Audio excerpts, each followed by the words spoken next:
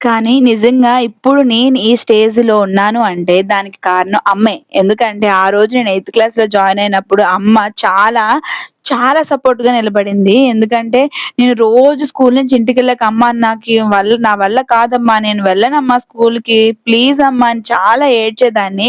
అమ్మ రోజు కూడా నన్ను మోటివేట్ చేస్తూ ఉండేది. ప్లీజ్ అమ్మ వెళ్ళాలమ్మా, అదమ్మా, ఇదమ్మా అని అమ్మ చాలా చెప్పేదాన్ని. నా కోసం స్కూల్‌కి వచ్చి సార్‌తో మాట్లాడి సార్ కొంచెం భయపడుతుంది. తన్ని కొంచెం చూసుకోండి అని చెప్పి రవికిరణ్ సార్‌తో అండ్ సతీష్ సార్ వచ్చేసి మ్యాథ్స్ సార్. సార్ కూడా చాలా అంటే భయము ఉండేది. ప్లస్ నన్ను కొంచెం సార్ కూడా స్పెషల్‌గా కొంచెం కేర్ తీసుకొని చూసుకునేవాళ్ళనమాట. అసలు నేను మర్చిపోలేను.